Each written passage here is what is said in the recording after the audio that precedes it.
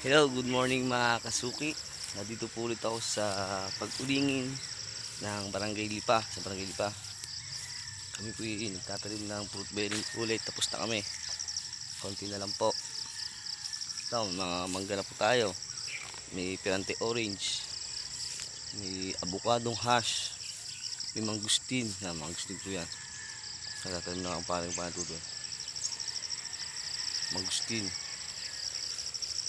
Nagrafted. Tapos may avocado, may santol bangkok, may seedless atis, may golden queen, mango. Mataw sa inyo mga kasuki yung wala pang sambo namin tanim dito na mangga. May bunga na siya. Mataw sa inyo mga kasuki. Wait lang, medyo malayo pa mga kasuki. Ito. Mahaga pa, pawisan na agad. Lakas na ulan dito kagabi. Tamang-tama, nadaligan ng mga halaman bagong tanim. Mga kasuki. Sa mga nais po ng fruit bearing tree na quality na meron tayo. Katimun po yan, golden queen. Mga kasuki. Sa mga naghanap po ng quality na fruit bearing tree ngayong tagulan, mag-PM lang po sa akin si Lord Nepomuceno.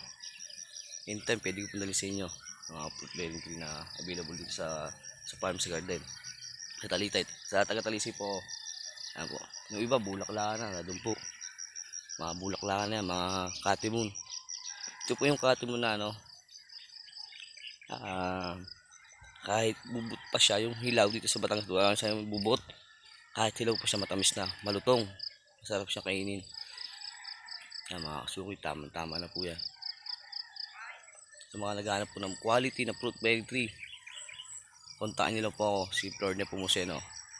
Number ko po ay 0909-5425-210. Taga-Talisay, Batangas po. PM nyo lang po mga kasuki sa mga quality na halaman. Hindi kayo matatalo sa dekalidad na halaman dadaling ko sa inyo, puro quality. Salamat po sa pangalawang kuha ni ma'am sa akin, sir. Maraming salamat po sa tiwala nyo. Salamat po ng marami and peace. Subscribe.